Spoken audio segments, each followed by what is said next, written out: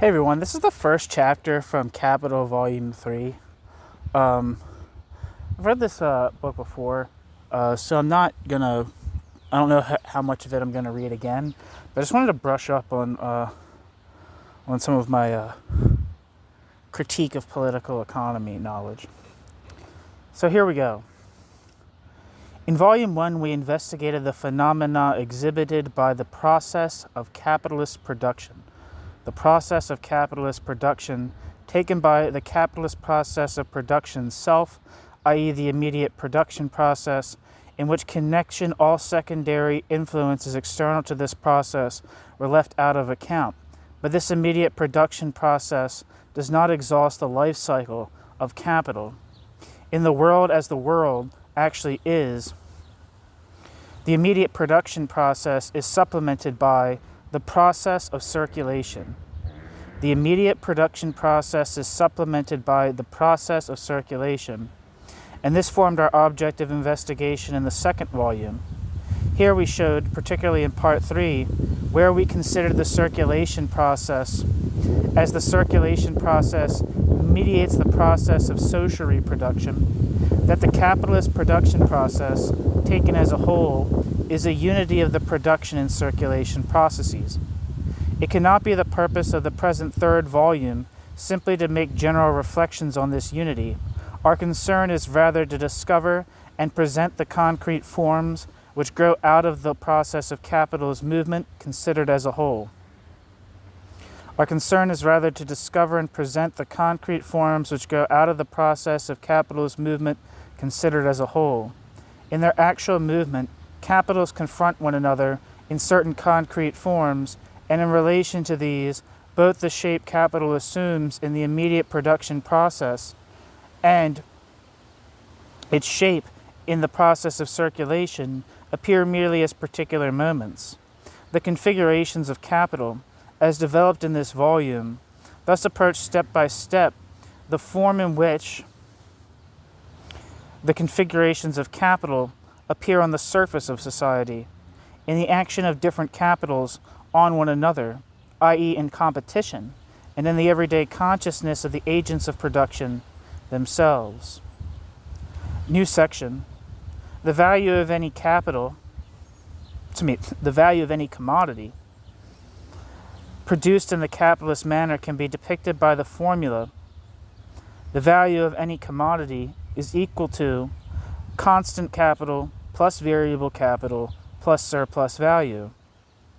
If we subtract from the value of this product the surplus value, there remains a mere equivalent or replacement value in commodities for the capital value that consists of constant capital and variable capital laid out on the elements of production.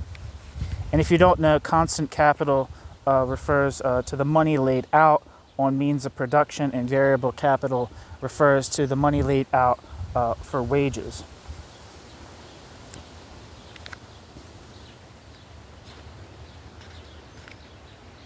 Let us say that the production of a certain article requires a capital expenditure of $500. $20 for wear and tear of the instruments of labor, $380. Let me repeat this whole thing. It says pounds, I don't know why I said dollars. Let us say that the production of a certain article requires a capital expenditure of 500 pounds, 20 pounds for wear and tear of the instruments of labor, 380 pounds for raw materials, and 100 pounds for labor power. If we take the rate of surplus value as 100%, the value of the product is 400 constant capital, 100 variable capital, and 100 surplus value, equal to 600 pounds. After deducting the surplus value of 100 pounds, there remains a commodity value of 500 pounds, and this simply replaces the capital expenditure of 500 pounds. This part of the value of the commodity, the 500 pounds that represents 400 constant capital and 100 variable capital,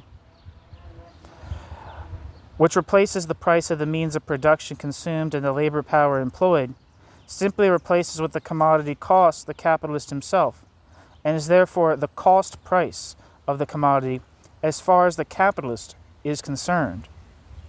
What the commodity costs the capitalist and what the commodity actually does cost to produce it are two completely different quantities. The portion of the commodity's value that consists of surplus value costs the capitalist nothing for the very reason that it costs the worker his unpaid labor.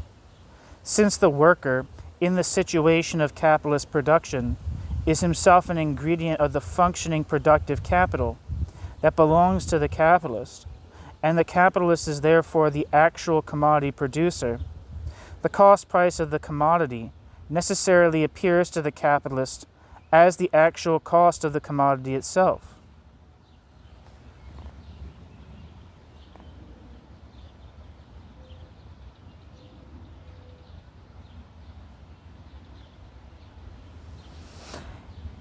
If we call the cost price K, as in the letter K, and I'll try to not even say the letters, I'll just say what the letters stand for. If we call the cost price K, the formula of commodity value being equal to constant capital plus variable capital plus surplus value is transformed into the formula, the value of any commodity equals its cost price plus surplus value, or commodity value equals cost price plus surplus value.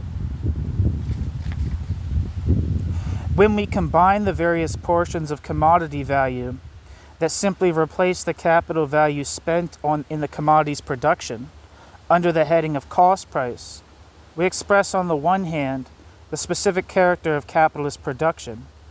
The capitalist cost of the commodity is measured by the expenditure of capital, whereas the actual cost of the commodity is measured by the expenditure of labor.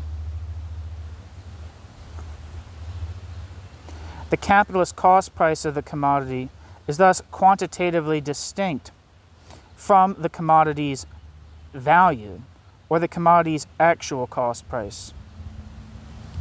The capitalist cost price of the commodity is smaller than the commodity's value, for the commodity's value is equal to cost price plus surplus value, or cost price is equal to the commodity's value without the surplus value.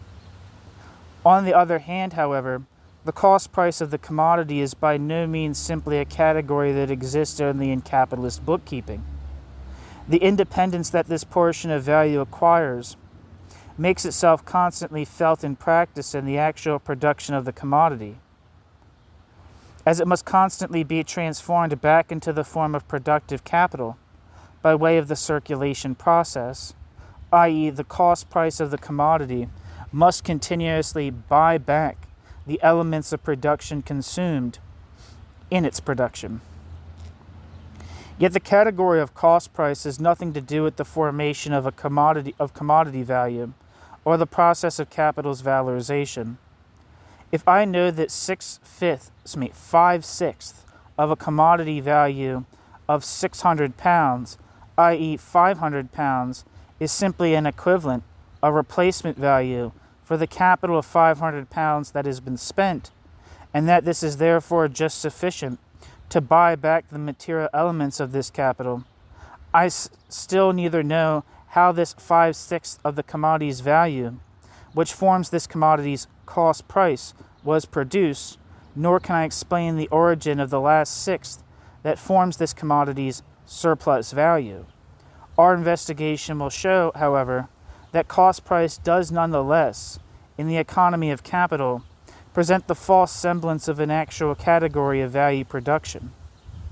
To return to our example, if we suppose that the value produced by one worker in an average social working day is expressed in a sum of money to the value of 6 shillings, then the capital advanced, £500, equal to £400 of constant capital and £100 of variable capital, is the value product of 1,666 2/3 of such 10-hour working days, of which 1,333 1/3 working days are crystallized in the value of the means of production equal to 400 pounds cost price, and 333 and 1/3 in the value of labor power equal to 100 pounds. Given the rate of surplus value of 100, which we assumed, the actual production of the new commodity costs, for its part, an expenditure of labor power of 100 variable capital and 100 surplus value, or 666 and 2/3 10-hour working days. We know from Volume 1, Chapter 9, page 320, that the value of the product newly formed, in this case 600, is composed of 1, the reappearing value of the constant capital of 400 pounds spent on means of production, and 2, a newly produced value of 200 pounds. The cost price of the commodity, 500 pounds, comprises the reappearing 400 pounds of constant capital plus half of the newly produced value of 200 pounds, 100 pounds of variable capital. Two elements of commodity value that are completely different as far as their origins are concerned.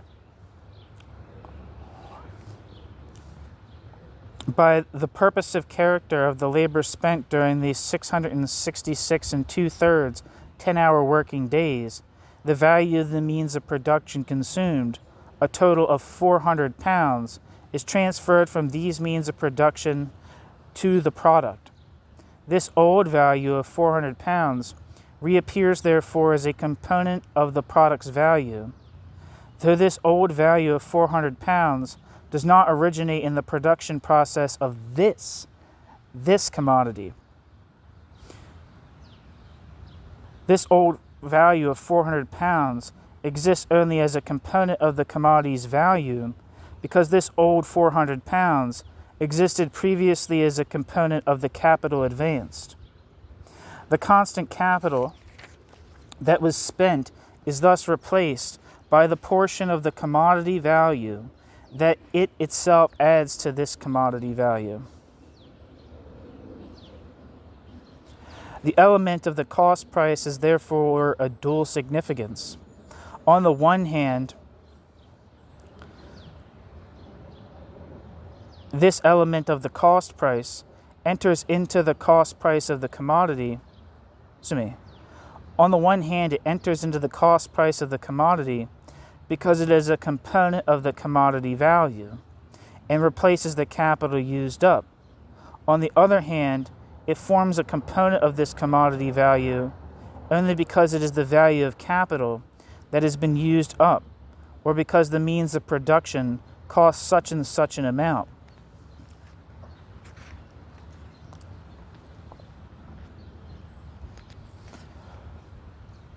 It is quite the reverse with the other component of cost price. The 666 and 2/3 days' labor expended during the production of the commodity forms a new value of 200 pounds. Out of this new value of 200 pounds, one part of this 200 pounds simply replaces the variable capital, 100 pounds, that was advanced, or the price of the labor power employed. But this advance of capital value does not go in any way into the formation of the new value. Within the capital that is advanced, labor power counts as a value.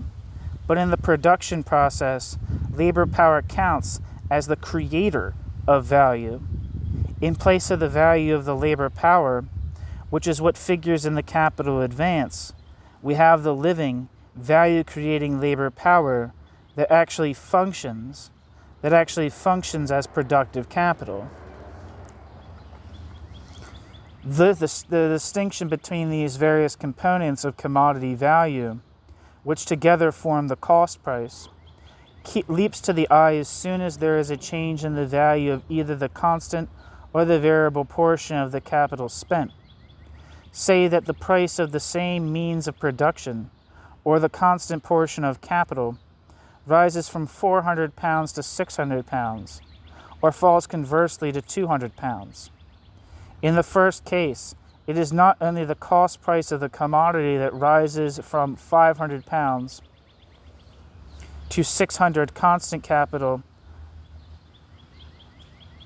plus 100 variable capital equal to 700 pounds, but the commodity value itself also rises from 600 pounds to 600 pounds of constant capital plus 100 pounds of variable capital plus 100 pounds of surplus value equal to 800 pounds. In the second case, not only does the cost price fall from 500 pounds to 200 pounds of constant capital plus 100 pounds of variable capital equal to 300 pounds, but the commodity value itself falls from 600 pounds to 200 pounds of constant capital plus 100 pounds of variable capital plus 100 pounds of surplus value equal to 400 pounds.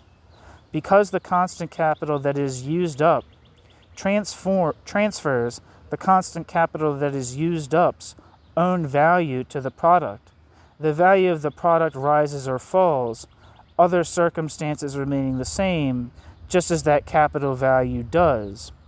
But let us now assume instead that, with other circumstances still remaining the same, the price of the same amount of labor power rises from 100 pounds to 150 pounds, or falls to 50 pounds. In the first case, the cost price of 500 pounds certainly rises to 400 pounds of constant capital plus 150 pounds of variable capital equal to 550 pounds. In the second case, from 500 pounds to 400 pounds constant capital plus 50 pounds variable capital equal to 450 pounds of commodity value. But in both of these cases, the commodity value remains unchanged at 600. The first time as 400 constant capital plus 150 variable capital plus 50 surplus value, and the second time as 400 constant capital, 50 variable capital, and 150 surplus value. The variable capital advanced does not add its own value to the product. In place of variable capital's value, it is the new value created by labor that enters the product. Therefore, a change in the absolute size of the variable capital, insofar as this change expresses simply a change in the price of labor power, does not change in the least the absolute size of the commodity value, because it does not affect that absolute size of the new value which active labor power creates. A change of this kind affects only the ratio between the two components of this new value, one of which forms a surplus value, while the other simply replaces the variable capital and thus enters into the cost price of the commodity. All that the two portions of the cost price have in common, our case 400 constant capital and 100 variable capital, is that the 400 pounds of constant capital and the 100 pounds of variable capital are both portions of commodity value which replace capital that was advanced. From the standpoint of capitalist production, however, this actual state of affairs necessarily appears upside down. Among other things, the capitalist mode of production is distinguished from the mode of production founded on slavery by the fact that the value or price of labor power is expressed as the value or price of labor itself, i.e. as wages. The variable component of the capital value advanced thus appears as capital spent on wages, as a capital value which pays the value or price of all labor spent in production. If we assume, for example, that an average social working day of 10 hours is embodied in a sum of money of 6 shillings, the variable capital of 100 pounds, that is advanced is the monetary expression of a value produced in 333 and 1/3 10-hour working days. But the value of the labor power purchased, which figures here in the capital advance, does not form any part of the actual functioning capital. In the production process, it is living labor power itself that appears in its place. If the rate of exploitation of this labor power is 100%, as in our example, labor power is used for 666 and 2/3 10-hour working days, and hence adds to the product a new value of 200 pounds. In the capital advance, however, the variable capital of 100 pounds figures as capital laid out on wages, or as the price of the labor performed in these 666 and 2/3 10-hour working days. 100 pounds divided by 666 and 2/3 gives us the price of 1 10-hour working day as 3 shillings, the value product of 5 hours labor.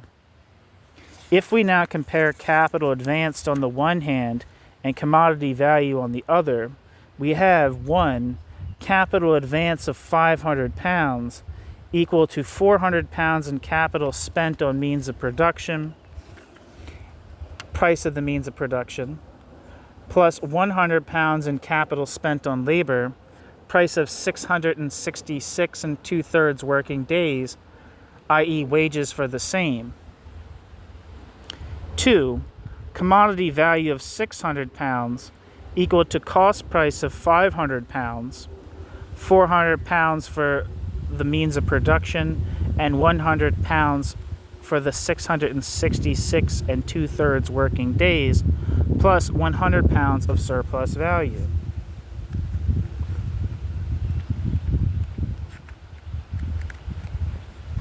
In this formula, the portion of capital laid out on labor is distinguished from the portion of capital laid out on means of production, such as cotton or coal, only by the fact that it serves as payment for a materially different element of production, and in no way by the fact that it plays a functionally different role in the process of forming commodity value, and therefore also in the valorization process of capital.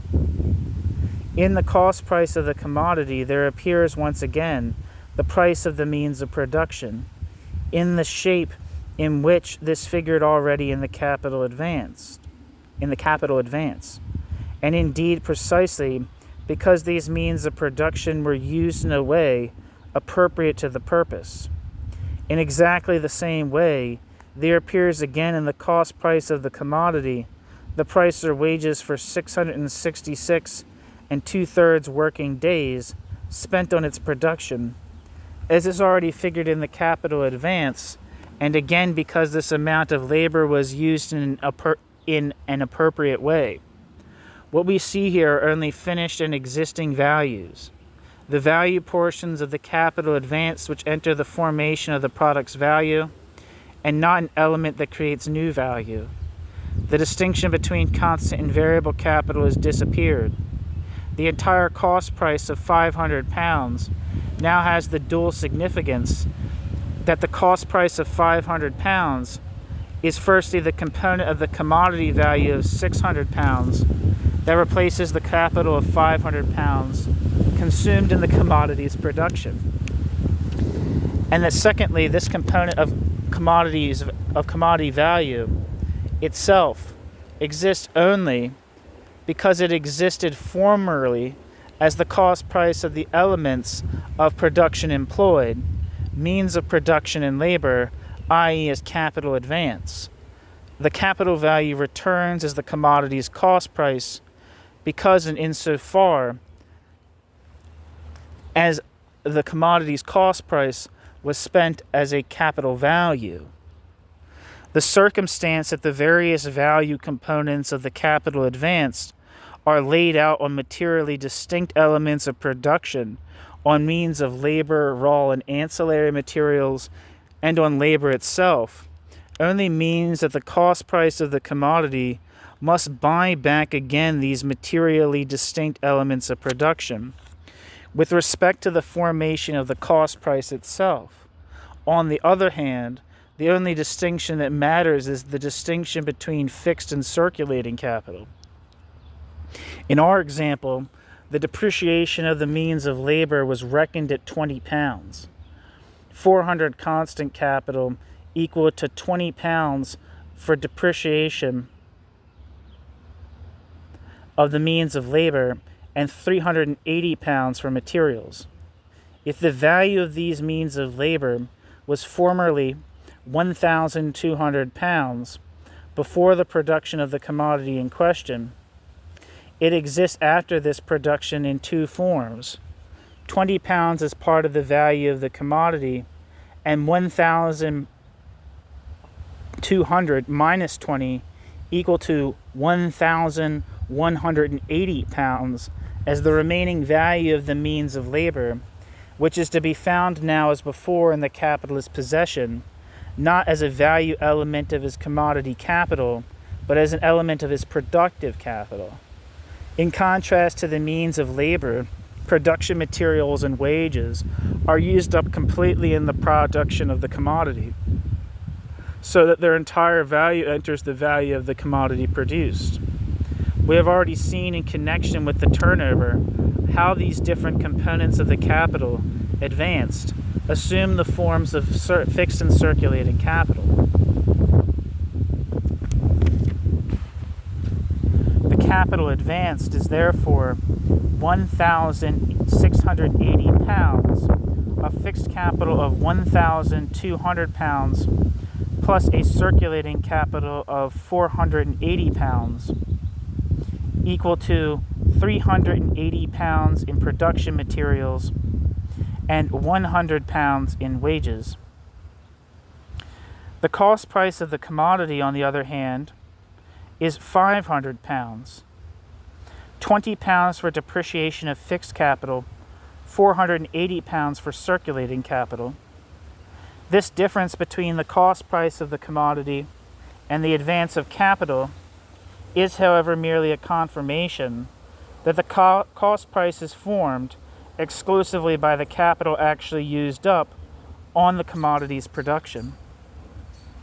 In the production of the commodity, means of labor to a value of 1,200 pounds are applied. But out of this capital value that is advanced, only 20 pounds is lost in production. The fixed capital applied thus enters into the commodity's cost price only partially, as it is only partially used up in its production. The circulating capital applied enters the cost price of the commodity completely, because the circulating capital applied is completely used up in the commodity's production. What does this demonstrate, if not that the fixed and circulating portions of capital that are consumed equally enter the cost price of their commodity in proportion to the magnitude of their value, and that this component of commodity value always derives simply from the capital used up in the commodity's production. If this were not the case, there would be no reason why the fixed capital of 1,200 pounds that is advanced should not also add to the value of the product the 1,180 pounds that it does not lose in the production process, instead of just the 20 pounds that it actually does lose. This difference between fixed and circulating capital, in connection with the calculation of the cost price, thus only confirms the apparent origin of the cost price in the capital value expended, or the price that the expended elements of production, labor included, cost the capitalist himself. As far as value formation is concerned, however, the variable portion of capital, that laid out on labor power, is expressly identified here with constant capital, the portion of capital consisting of production materials. under the heading of circulating capital, and thus the valorization process of capital is completely mystified. Footnote: the confusion to which this can give rise in the minds of the economists is shown in Volume 1, Chapter 9, Section 3, pages 333 to 8, with the example of N.W. Sr. Footnote: Nassau W. Sr. lived from 1790 to 1864, was one of the principal exponents of, quote, vulgar economics in England, and particularly notorious for Senior's opposition to the legal restriction of working hours on the basis of his theory of the, quote, last hour. End footnote. End footnote. I was reading a footnote to the footnote. And both are over.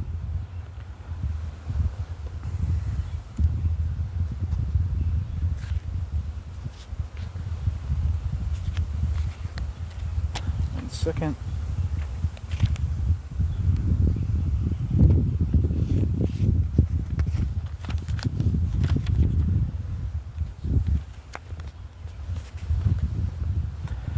So far, we have considered only one element of commodity value, the cost price. We must now take a look at the other component, the excess over the cost price, or the surplus value. Surplus value is at first, therefore, an excess commodity value over and above the cost price.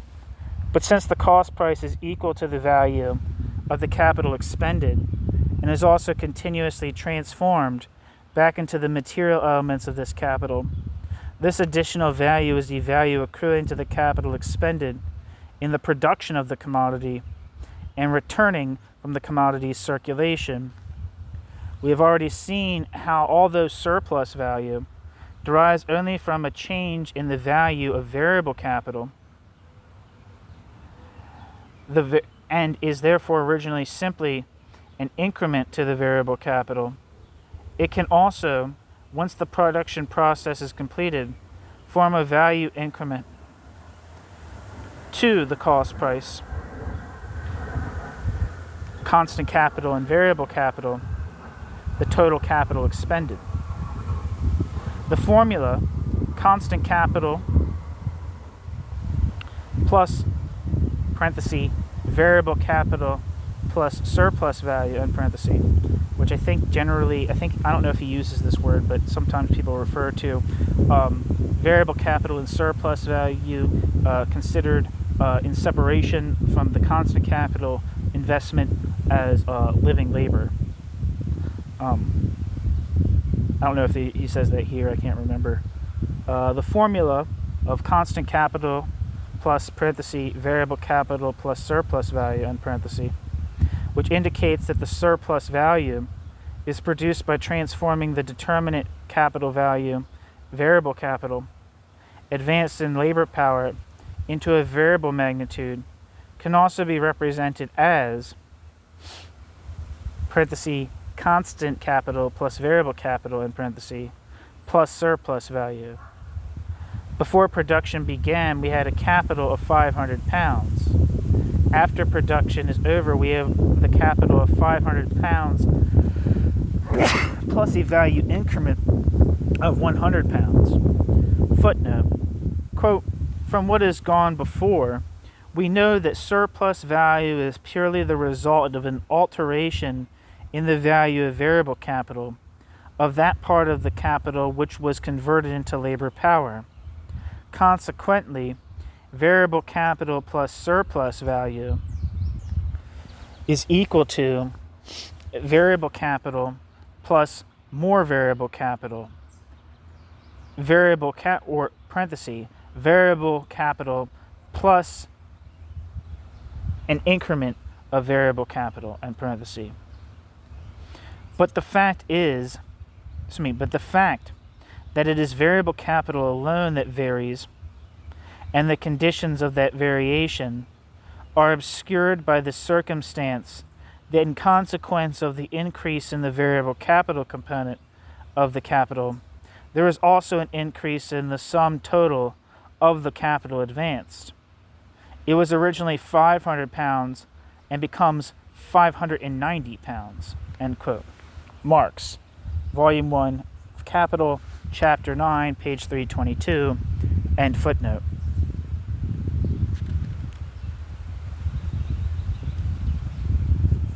Yet the surplus value forms an addition not only to the part of the capital advance that enters the process of valorization, but also to the part that does not enter this process, i.e. a value addition not only to the capital expended that is replaced out of the cost price of the commodity, but also to the capital applied to production in general.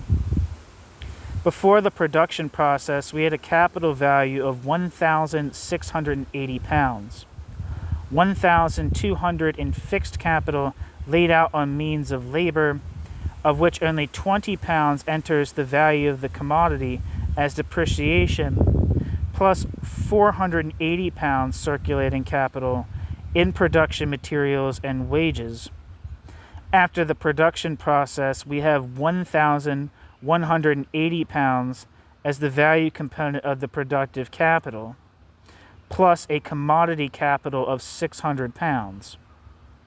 If we add these two sums of value together, the capitalist now possesses a value of £1,780.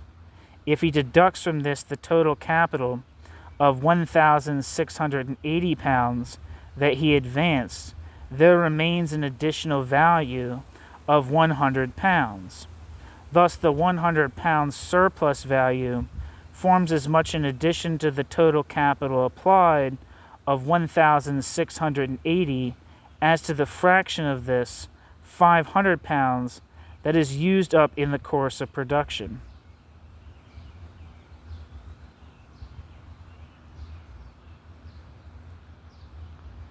It is clear enough to the capitalist that the additional value derives from the productive activities that the capitalist undertakes with his capital, i.e., that this additional value derives from the capital itself. For after the production process, the capitalist has it, and before the production process, he did not. As far as the capital actually used up in the course of production is concerned, in the first place, the surplus value appears to derive equally from the different value elements of this capital, both means of production and labor. For these elements are both equally involved in the formation of the cost price. The value of means of production and labor both add the means of production and labor's values present as capital advances to the value of the product and are not distinguished as constant and variable magnitudes. This becomes evident if we suppose for a moment that all of the capital expended would consist either exclusively of wages or exclusively of the value of means of production. In the first case, we would then have, instead of the commodity value, 400 constant capital plus 100 variable capital plus 100 surplus value, a commodity value, 500 variable capital, and 100 surplus value. The capital of £500 laid out on wages is the value of all the labor applied in the production of the commodity value of £600, and forms for this reason the cost price of the entire product. The formation of this cost price, through which the value of the capital expended reappears as a value component of the product, is, however, the only process in the formation of this commodity value that we know of. We know nothing of where its surplus value component, £100, comes from. Exactly the same happens in the second case, where we take the commodity value as 500 constant capital plus 100 surplus value without any variable capital. We know in both cases that the surplus value derives from a given value because this value was advanced in the form of productive capital, leaving aside the question whether this took the form of labor or that of means of production. Yet the capital value advanced cannot form surplus value simply by virtue of that capital value having been used up, and forming therefore the cost price of the commodity. For to the precise extent that the capital value advance forms the cost price of the commodity, the capital value advance does not form any surplus value, but simply an equivalent, a replacement value for the capital used up. To the extent that it does form surplus value, therefore, it forms this not in its specific capacity as capital that has been used up, but rather as advanced and therefore applied capital in general. Surplus value thus derives as much from the part of the capital advanced that does not enter the cost price of the commodity as from the part of it that does not enter the cost price. In short, it derives equally from the fixed and circulating components of the capital applied. In its material capacity, the entire capital serves to form the product, the means of labor as much as the production materials and labor itself.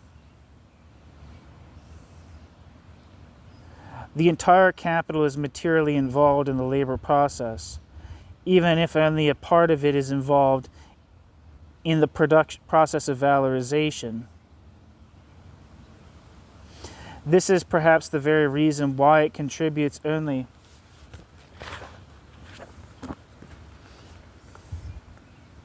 Sorry, there's a spider on me. Where the hell am I? For to the precise extent that the capital value advance forms the cost price of the commodity, it does not form any surplus value, but simply an equivalent, a replacement value for the capital used up. To the extent that it does form surplus value, therefore, it forms this not in its specific capacity as capital that has been used up, but rather is advanced and therefore applied capital in general. Surplus value thus derives as much from the part of the capital advanced that does not enter the cost price of the commodity as from the part of it that does enter the cost price. In short, it derives equally from the fixed and circulating component of the capital applied. In its material capacity, the entire capital serves to form the product, the means of labor as much as the production materials and labor itself. The entire capital is materially involved in the labor process, even if only a part of it is involved in the process of valorization. This is perhaps the very reason why it contributes only in part towards the formation of the cost price, but in full towards the formation of surplus value. However this might be, the upshot is that the surplus value springs simultaneously from all parts of the capital applied. The deduction may be substantially abbreviated, as in the clear and simple words of Malthus, quote, "The capitalist ... expects an equal profit upon all the parts of the capital which he advances," end quote. Thomas Malthus, Principles of Political Economy, published in 1836, page 268. End footnote. Sorry, I had to read. I reread some stuff there, but I lost my spot, so forgive me. And there's a footnote here about Malthus. It says, Marx treated the Reverend Thomas Robert Malthus, who lived from 1766 to 1834, as a serious, if minor, economist, despite the reactionary ideology in which Malthus's theoretical contributions were buried. See Theories of Surplus Value, Part 3, Chapter 19, a comprehensive collection of Marx and Engels' references to Malthus, chiefly in his capacity as ideologist, can be found in Marx and Engels on Malthus, a book published in London, 1953, edited by Ronald Meek. End footnote. As this supposed derivative of the total capital advance, the surplus value takes on the transformed part of As this supposed derivative of the total capital advance, the surplus value takes on the transformed form of profit. A sum of value is therefore capital if it is invested in order to produce a profit. Or alternatively, profit arises because a sum of value is employed as capital. If we call profit P, I'll just say profit, the formula commodity value is equal to constant capital plus variable capital plus surplus value is equal to cost price plus surplus value is converted into the formula commodity value equals cost price plus profit, or commodity value equals cost price plus profit. Profit, as we were originally faced with profit, is thus the same thing as surplus value, save in mystified form, though one that necessarily arises from the capitalist mode of production, because no distinction between constant and variable capital can be recognized in the apparent formation of the cost price. The origin of the change in value that occurs in the course of the production process is shifted from the variable capital to the capital as a whole.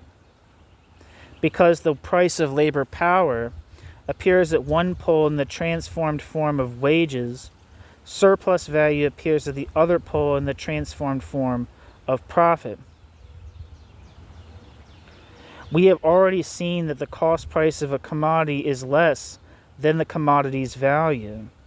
Since the value of a commodity is equal to cost price plus surplus value, cost price equals the value of the commodity minus the commodity's surplus value. The formula commodity value equals cost price plus surplus value can be reduced to the value of a commodity is equal to cost price, or commodity value equal to cost price only if surplus value is set at 0, a case that never arises in conditions of capitalist production, even if certain special market conditions may cause the sale price of commodities to fall to their cost price or even lower.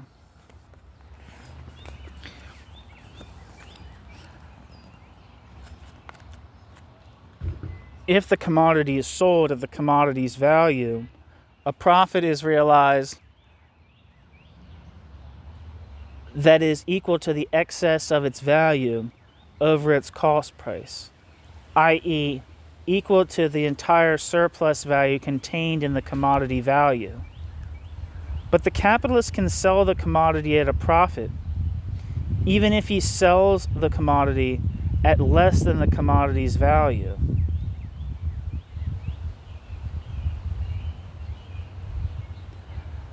As long as the commodity's sale price is above the commodity's cost price, even if below the commodity's value, a part of the surplus value contained in the commodity is always realized, i.e., a profit is made.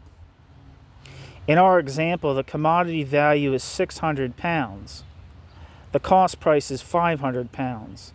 If the commodity is sold for 510 pounds, 520 pounds, 530 pounds, 560 pounds, or 590 pounds, it is sold respectively at 90 pounds, 80 pounds, 70 pounds, 40 pounds, or 10 pounds below its value. And yet a profit of 10 pounds, 20 pounds, 30 pounds, 60 pounds, or 90 pounds is made for all that. An indefinite series of sale prices is evidently possible between the value of a commodity and the commodity's cost price. The greater the element of commodity value consisting of surplus value, the greater the practical room for these intermediate prices. This not only enables us to explain such everyday phenomena of competition as, for instance, certain cases of underselling, an abnormally low level of commodity prices in certain branches of industry, etc.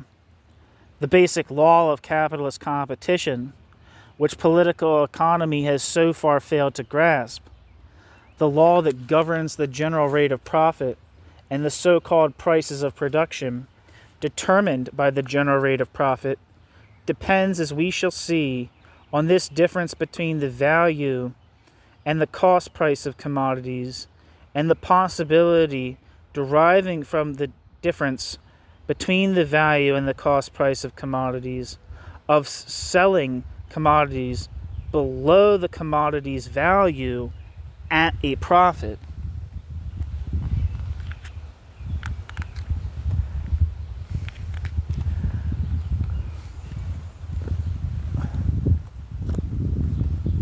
The minimum limit to the sale price of a commodity is imposed by the commodity's cost price. If a commodity is sold beneath this cost price, the components of productive capital that were expended cannot be fully replaced from the price of sale. If this process continues long enough, the capital value advanced will disappear completely. From this standpoint alone, the capitalist is inclined to treat the cost price as the real inner value of the commodity, as it is the price the capitalist needs merely to preserve the capitalist capital. Added to this, however, is the fact that the cost price of the commodity is the purchase price which the capitalist has himself paid for the commodity's production, i.e. the purchase price determined by the production process itself. The excess value or surplus value realized with the sale of the commodity thus appears to the capitalist as an excess of the commodity's sale price over the commodity's value, instead of an excess of the commodity's value over the commodity's cost price. So the surplus value concealed in the commodity is not simply realized by its sale, but actually derives from the sale itself.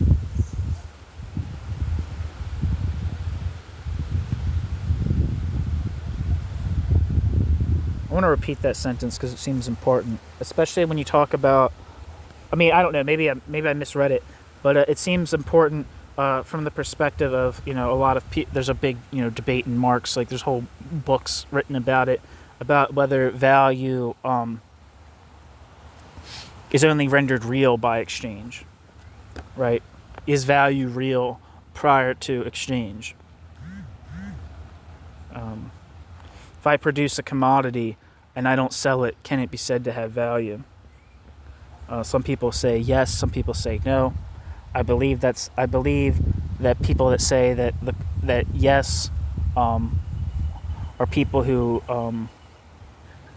adopt some type of view of value being kind of intrinsic to commodities, or intrinsic to, and in a certain sense, intrinsic to objects of labor, as opposed to a purely social form. So that last sentence seems important. Added to this, however, where is my app? The excess value or surplus value realized with the sale of the commodity thus appears to the capitalist as an excess of the commodity's sale price over the commodity's value, instead of an excess of the commodity's value over the commodity's cost price. So that the surplus value concealed in the commodity is not simply realized by its sale, but actually derives from the sale itself.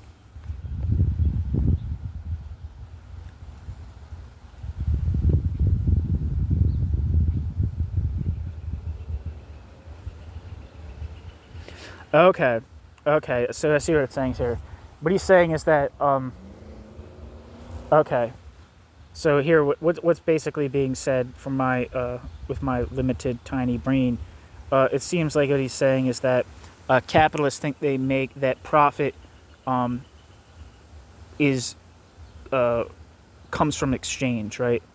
The excess, the surplus value is derived from exchange, right? So, which is like ridiculous because if I sell if someone sells something to someone, nothing in that process is created. There is no growth in that process. It's merely a transfer. It's like saying, it's like if I gave you an apple for a banana, the profit. If I trade the sorry, if I traded you an apple for a banana,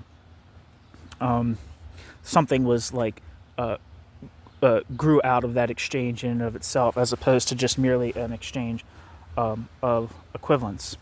Now, if somebody rips somebody off, all that means is that the trade wasn't actually equivalent. But even then, nothing is created, right? It's just moving around values.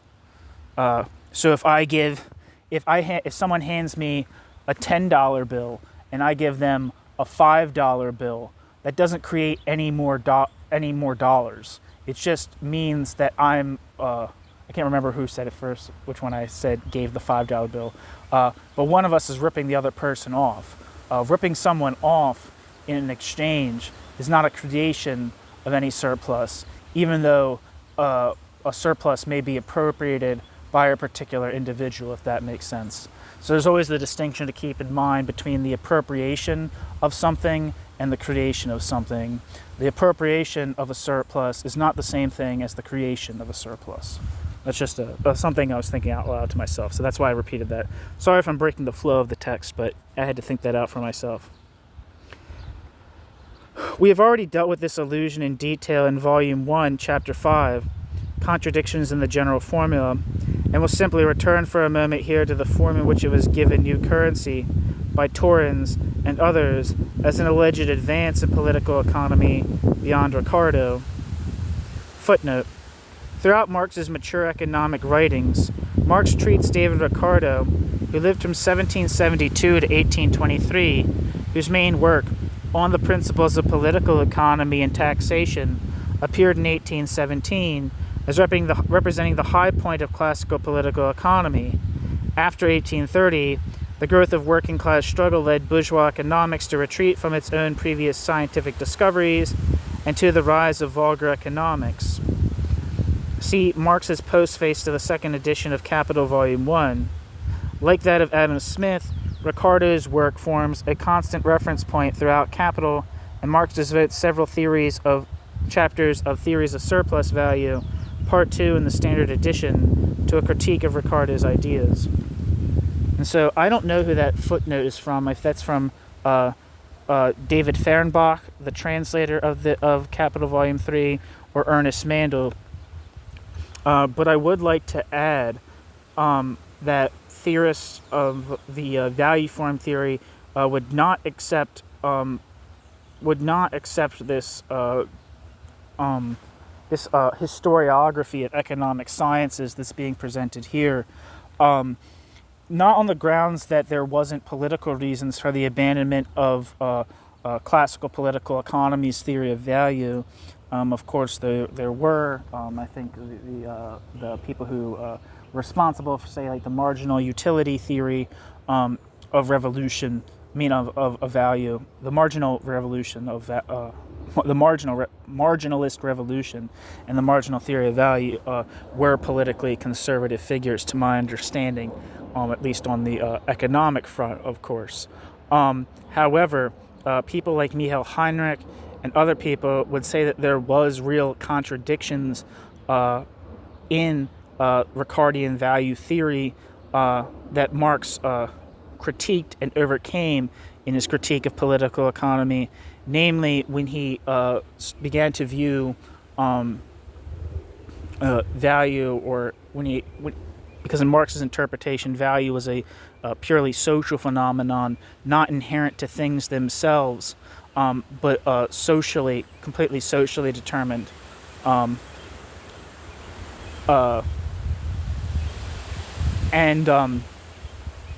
The other thing, there's a text. I'm not sure if it's on this channel yet, but I think I've read it. But it's about Samuel Bailey, and Samuel Bailey's influence on Marx's critique of political economy, and how he helped Marx overcome the limitations of Ricardian value theory. Basically, Samuel Bailey was kind of like a precursor of marginalist theory, who basically said that there is no kind of actual I think he was basically said that the contents value was, there was no kind of core to value, right? There was no in Marx, obviously, it's abstract, socially necessary abstract labor, right? That would be the core of value. Bailey thought there was no core, that prices were solely determined by supply and demand and the money supply. There was no kind of more substantial content to it than that.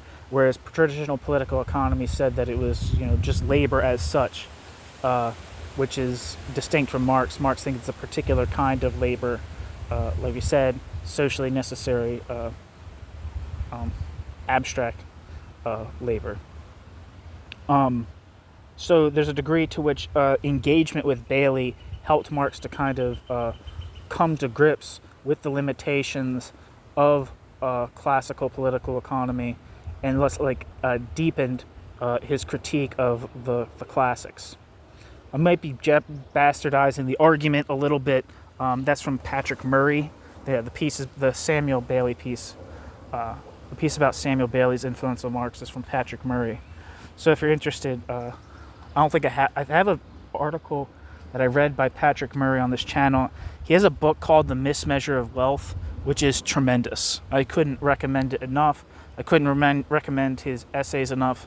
I think he says some of the most insightful things on Marx's critique of political economy. He talks about, in certain places, about his long-standing relationship with Moïse Bastone, and their kind of sharing of ideas. But I think Patrick Murray, although I don't think he ever quite wrote a book of the magnitude and influence of time, labor, and social domination. I think he definitely, by giving due pressure to the commodity form and the necessity of he definitely has a value form theory, a monetary interpretation of Marx's value theory, and pays more attention to markets and money than I would say Moïse Bastone does. And I think his essays, which are also a little bit more, I don't want to say exegetical. Bastone tries to reinterpret Marx and kind of set it as the basis for kind of a total critical theory, whereas a lot of Murray's work is a little bit more particular about particular problems, particular philosophical problems, particular theoretical problems in the critique of political economy, as opposed to trying to give necessarily a grandiose reinterpretation of Marx as the basis for as the basis for a critical theory of capital. Obviously, he's doing that in his more specific works, I guess, about these specific problems. But I don't think generally he's trying to launch some grandiose reinterpretation, or try to reinvent the wheel in the way that Moïse Bastone did. But I think he's definitely, his theory, his works are of a very, very high quality. Yeah. And if you're curious, I've talked to him. I sent an email to him, and he was very nice to me in the email. So he's probably the most helpful person. I was looking for grad schools, and he was talking to me for a little bit about grad school. So it was nice of him. Anyway, I threw this whole thing off. Anyway,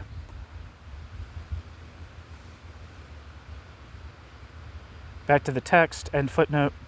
Quote, the natural price consisting of the cost of production, or in other words, of the capital expended in raising or fabricating commodities, cannot include the profit, ... The farmer, we will suppose, expends 100 quarters of corn in cultivating his fields, and obtains in return 120 quarters. In this case, 20 quarters, being the excess of produce above expenditure, constitutes the farmer's profit, but it would be absurd to call this excess or profit a part of the expenditure. ... The master manufacturer expends a certain quantity of raw material, of tools and implements of trade, and of subsistence for labor, and obtains in return a quantity of finished work. This finished work must possess a higher exchangeable value than the materials, tools, and subsistence, by the advance of which it was obtained. End quote. Torrens.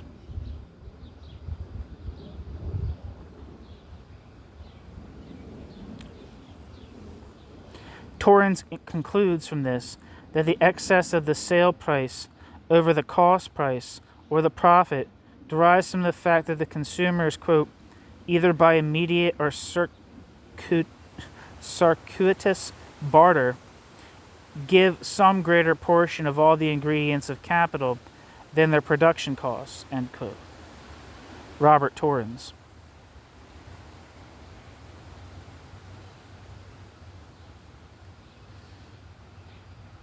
I think it's Robert.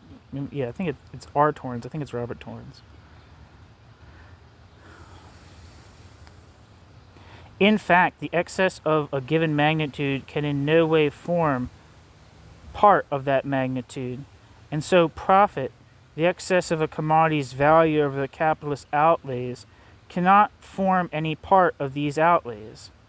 Thus, if commodity value is formed without any other elements besides the capitalist advance of value, there is no way of seeing how any more value is to come out of production than went into production, unless something is to come out of nothing.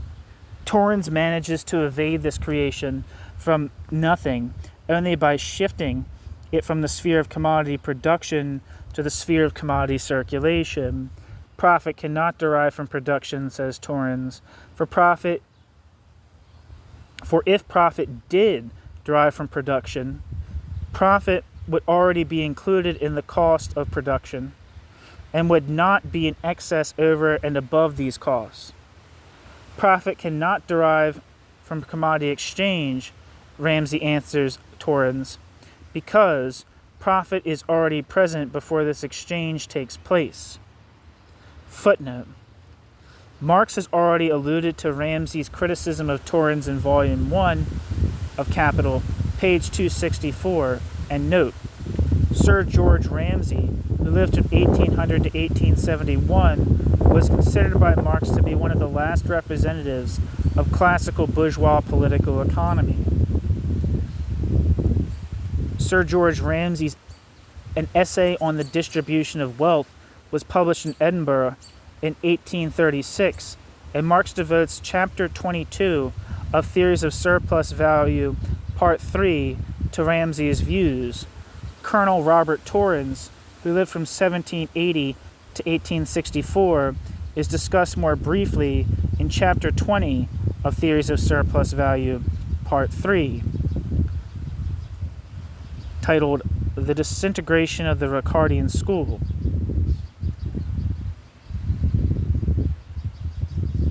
Torrens was also a supporter of the, quote, currency principle, on which see below Chapter 34. End footnote.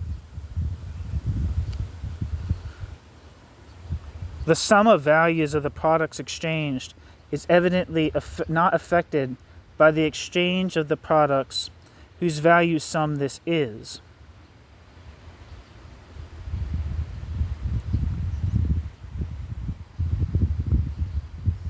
It should also be noted here that Malthus appeals expressly to Torrens' authority, even though he himself explains the sale of commodities above their value in a different way, or rather does not explain it, as all arguments of this kind are unfailingly reducible, in effect, to the same thing as the negative weight of phlogiston, which was so renowned in its time.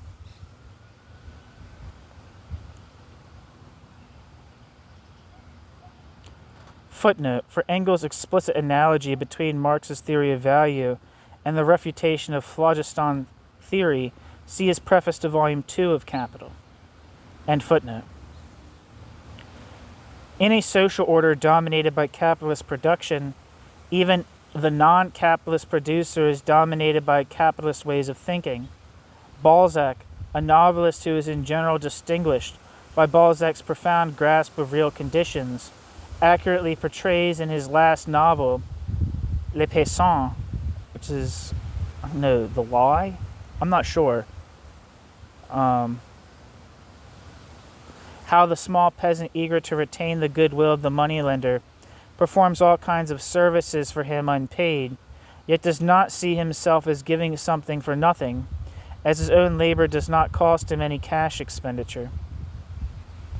I think Les Paysans might be The Lie. I'm not sure.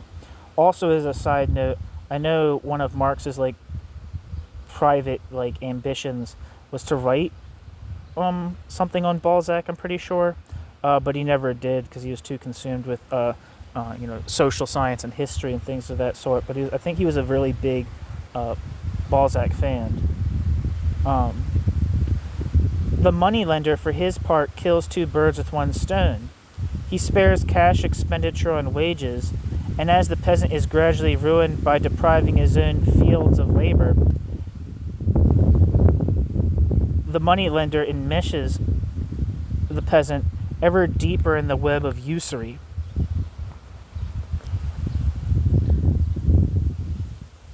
The unthinking notion that the cost price of the commodity is the commodity's real price, and that surplus value springs from selling the commodity above the commodity's value, i.e. that commodities are sold at their values when their sale price is equal to their cost price, i.e. equal to the price of the means of production consumed in them, plus wages, has been trumpeted forth by Proudhon with his customary pseudo-scientific quackery as a newly discovered secret of socialism. In fact, this reduction of the values of commodities to their cost price forms the foundation of Proudhon's People's Bank. Footnote: Marx criticized the theoretical basis of Proudhon's People's Bank in The Poverty of Philosophy, published in 1847. In January 1849, Proudhon established his bank in Paris, and in line with his doctrine, its practice included the extension of interest-free credit. After 2 months, the bank went into forced liquidation. From the 1840s through to his death in 1864, Pierre-Joseph Proudhon, a worker in origin, was the most influential French socialist theorist, and as such the object of frequent criticism by Marx. End footnote. We have already shown how the various components of commodity value can be represented by proportionate parts of the product itself. See Volume 1, Chapter 9, Section 2, pages 329 to 330.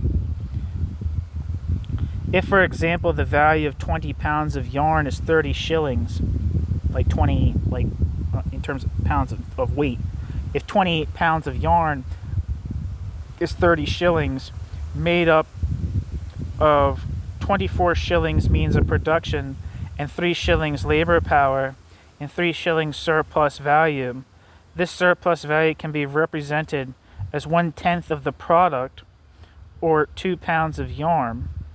If these 20 pounds of yarn are now sold at their cost price for 27 shillings, the buyer receives 2 pounds of yarn for nothing, or the commodity is sold at 1/10 below the commodity's value. The worker has still performed his surplus labor, but now the buyer of the yarn for the capitalist yarn producer. It would be quite wrong to suppose that if all commodities were sold at their cost prices, the result would in fact be the same as if they were all sold above their cost prices, but at their values. Even if the value of labor power, the length of the working day, and the rate of exploitation are taken as everywhere the same, yet the amounts of surplus value that the values of the various different kinds of commodities contain are completely unequal according to the differing organic composition of the capitals advanced for their production. Footnote, quote, the masses of value and of surplus value produced by different capitals, the value of labor power being given, and its degree of exploitation being equal, vary directly as the amounts of the variable components of these capitals, i.e. the parts which have turned into living labor power. End quote. Marx, Capital, Volume 1, Chapter 11, page 421. And that is the end of the piece. Thank you, this chapter. Thank you so much for listening. Like I said, I don't know if I'm not gonna make any kind of plans to read all of Capital Volume 3, but I'll probably read a few more chapters from it at the very least. But thanks for listening.